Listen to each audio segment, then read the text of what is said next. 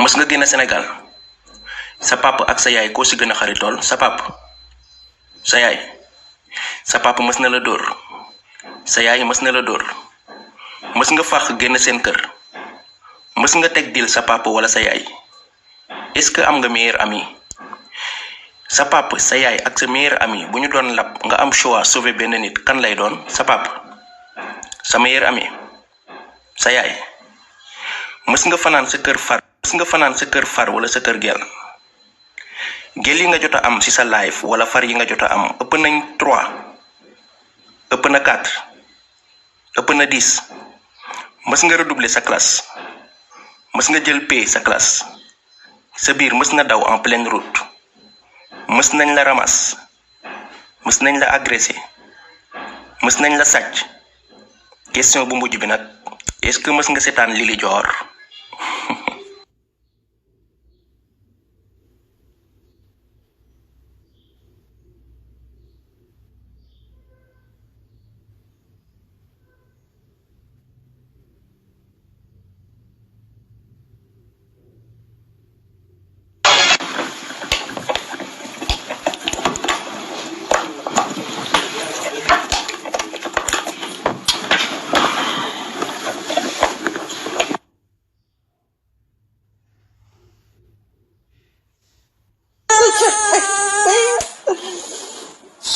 Oh, I love you. Oh my God. Man, you're getting better. I can't believe her.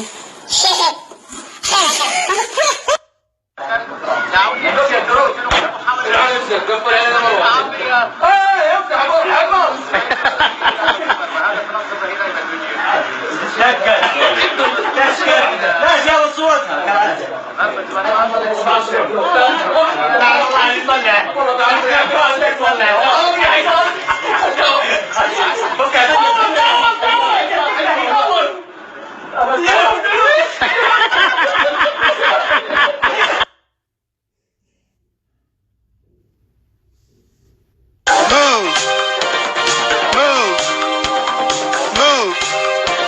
Now the other one, go on. That's it. Come on. Hit it. Hit it. Right. Come on. All right. Come on. Move it. Again.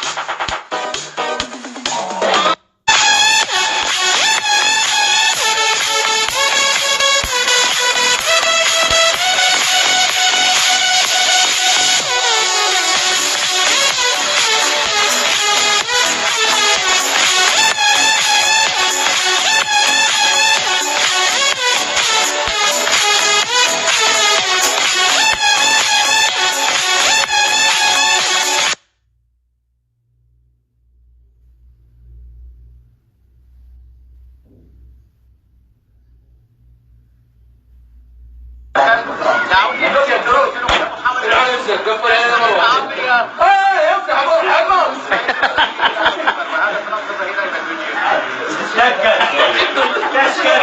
That's يلا صورتها.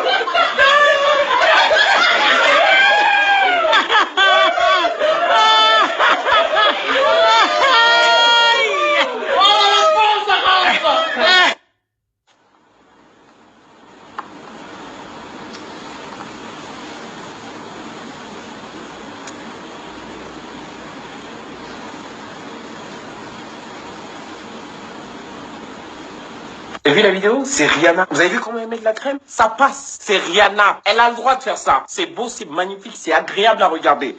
Moi, ça coupe. Celle que j'attrape en train d'essayer.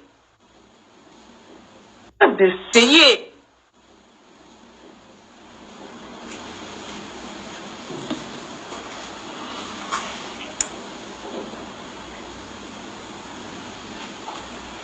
Arrête-moi ça, arrête-moi ça. Nous les noirs, c'est pas comme ça on met la crème, c'est comme ça on met la comme ça.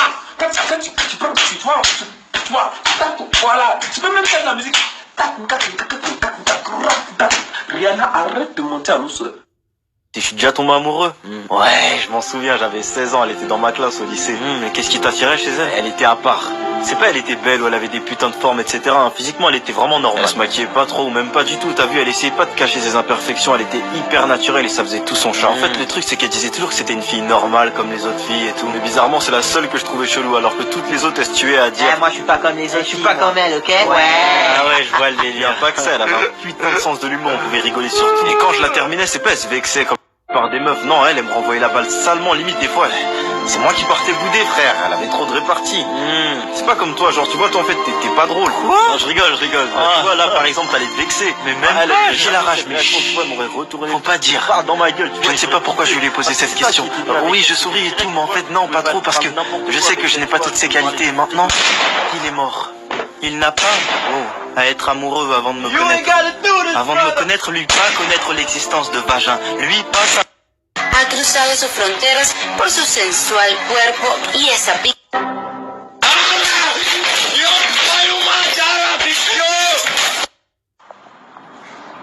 Ouais, je vous écoute. C'est pour savoir si je peux avoir votre numéro, votre contact 06. Désolée, j'ai pas de 06. Facebook, je suis pas difficile, ou Snapchat. J'ai ni l'un ni l'autre, j'ai pas de Facebook, j'ai pas de Snapchat. Ok, Désolée. je comprends. Je peux me contenter de WhatsApp alors.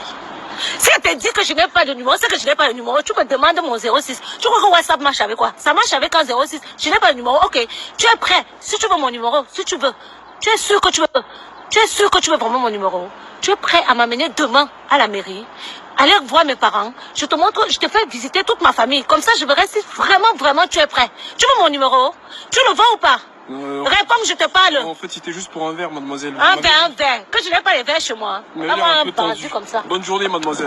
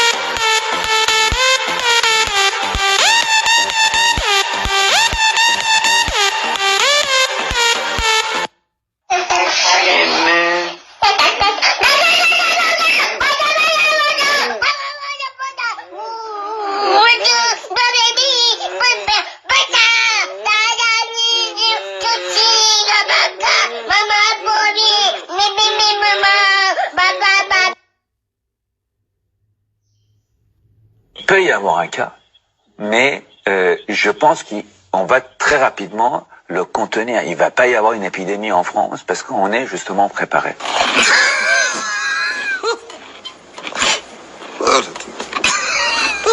C'est une affection réellement bénigne.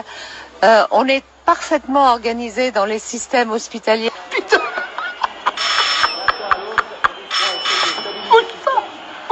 Et on va pas fermer toutes les écoles de France, comme quand il y a une épidémie de grippe en France, on ferme pas toutes les écoles de France.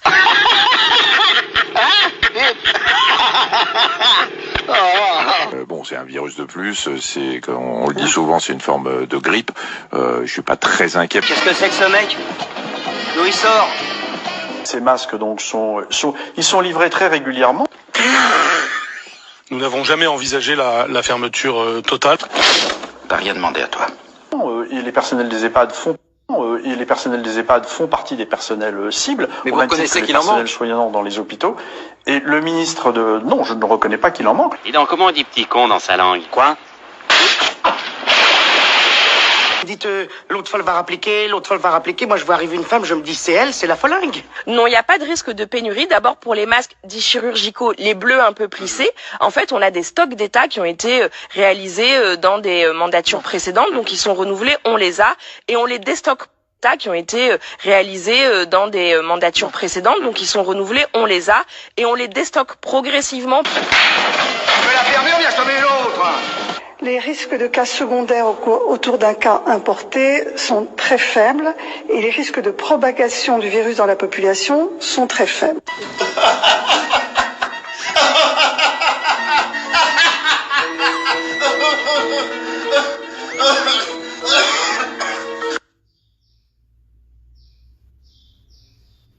Shit, tu n'as rien à dire.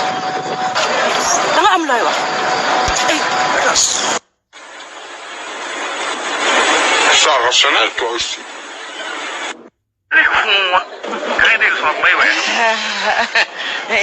C'est la décision de Dieu. Il faut accepter.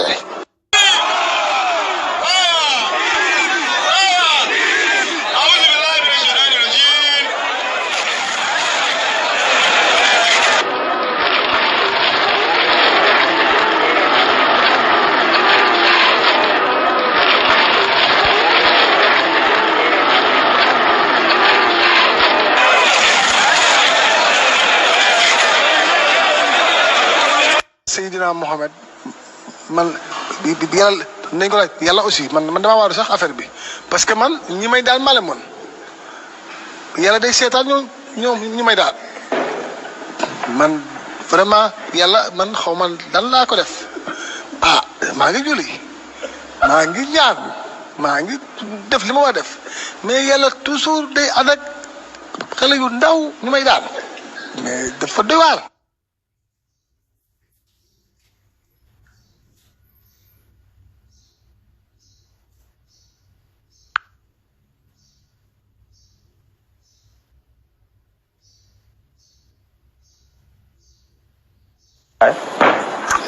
salaamaaleykum sama gars yi maa ngi leen ziar bu wér di nuyu ku nekk si turam ak santam sama gars yi di nuyu sama yaay ju baax yi aduma Adjaratou Marième Faye Sall di ko wax maa ngi koy ziar bu wér di nuyu sama jabar ju baax ji Maguette Sarr maa ngi leen ziar bu wér di nuyu sama yaay ju baax ji Chérifa Latifa di nuyu sama xarit yi di ok di nuyu Tunka moom maa ngi leen ziar bu wér di xam naa ni moom baax na. waaw doo wàcc sa tànk. kon li nga defoon jël la savais pas. des fois su ma joué damay yëg des fois loolu laa caméra su tàkkee des fois du ma xam du ma jëw je sais pas. waa léegi da ngay jégalu tout parce que xam nga lu tax. ndax lan. parce que. bu ma wax ma jégalu. waa égle sax faj naa. parce que léegi ñun dañu am warugal si wan xale yi exemple bu baax ñun amuñu sañ-sañu def n'importe quoi n'importe comment xam nga xale tey duñ ko digal mu toogee nii nga toogee nii parce que toogaay bi dafa ñàkk teggin dafa xamadi dafa yarediku léegi loolu laa bëgg nga tuub si. c'est ça maa ngi jégalu si xale yi kon léegi su ma saaga woon tamit du baax. fan ngay saaga. non mais laajte non xam nga tey xale. Leslie il ne faut pas comprendre que ni. oui. jamono yi laa gën a réew. lu may def li moo si gën a ndaw man si damn.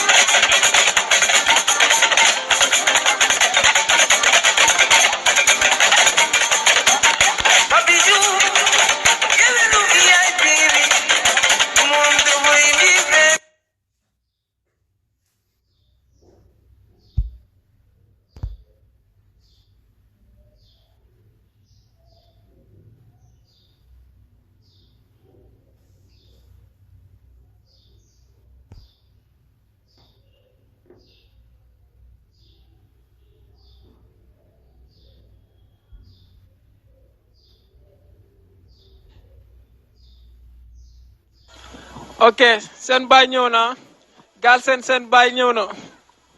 doo suñ baay ñun ñooy sa baay ñaata nga am. 19 ans. waaw ñun ñuy sa baay nga ñooy suñ baay doo suñ baay.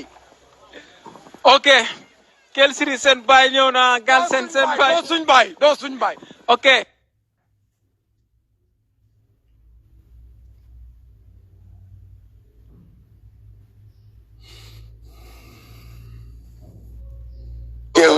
Mia Ndiaye pourquoi su may seetaan yeewu leen di ci gis Alfie Bijou chéri Pape Cheikh Kia di gën di jongoma. ne sabar bi amatul. sabar gi day am. amatul de lañ wax. lu tee sabar gi am. day. 1 2 3 4 5 6 weer baa ko. sara ba rythme se kata ko do ko sénéri da.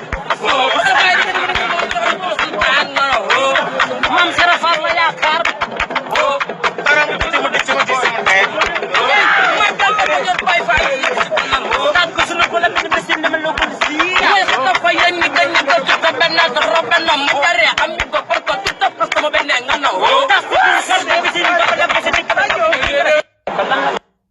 xottu biteel ci kàttanu borom bi dara jëy Sëñ Tuuba bakki Maam Seera Fall Lamp Baabul Muridiina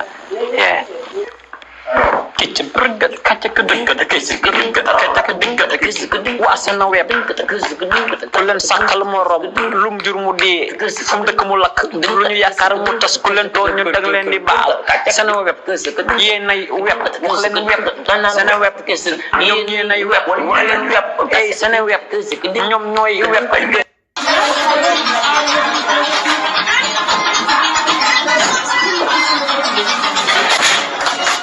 yéen tamit nag yéen mu leen a mu ñaale nag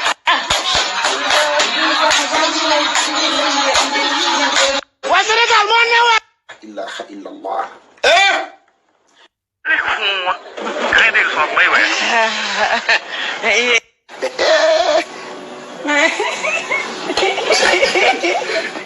ok li ma wax da laa tiital Pape Cheikh mosoo ko dégg de. waaw ku yàq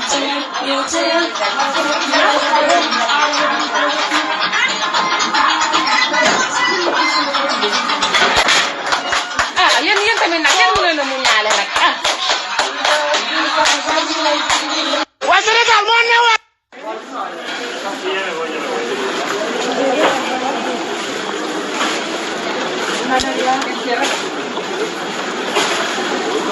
Maria.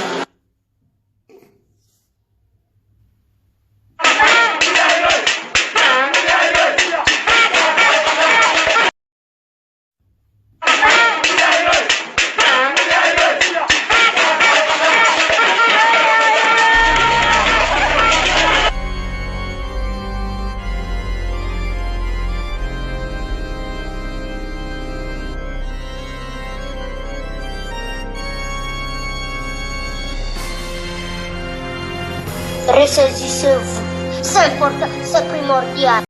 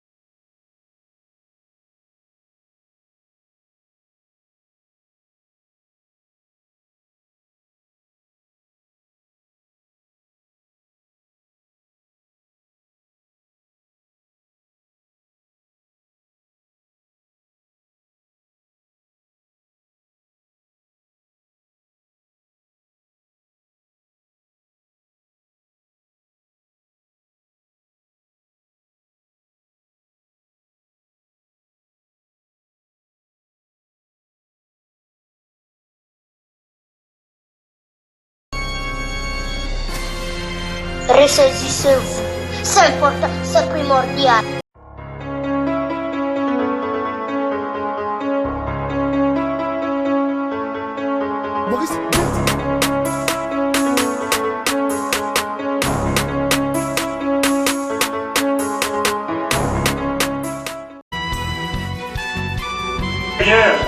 La lumière. Tu viens éteindre la lumière? Non, ça veut dire chérie, tu viens, on va se coucher. The best production. waa kii du coppet ci bii bii na ko rajax yow. kii du law ba section. xanaa ma ni baajo. xanaa doo fi jaar. xanaa ma ni baajo. xanaa doo fi jaar. xanaa ma ni baajo. xanaa doo fi jaar. xanaa ma ni baajo. xay jëlal sa téléphone. def ko mode yéesi. appuie long taal sa flash. waxal salvi réphone. biñal bébé biñal koko biñal ma ci sa tun waay. biñal bébé biñal koko biñal ma ci sa tun waay. biñal bébé biñal koko biñal ma ci sa tun.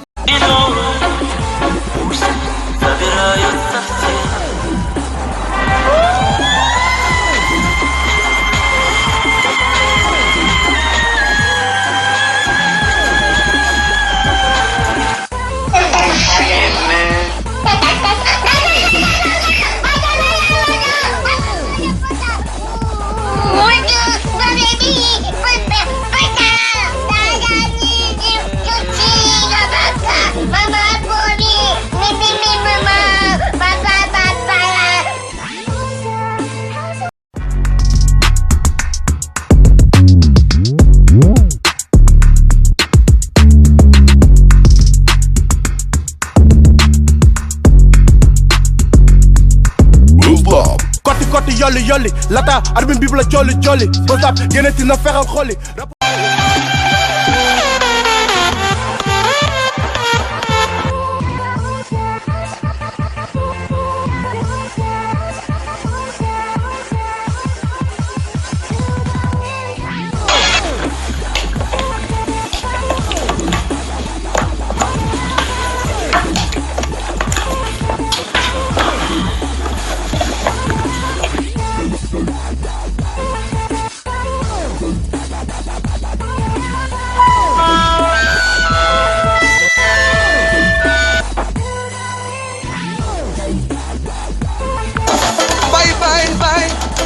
Bye, à demain.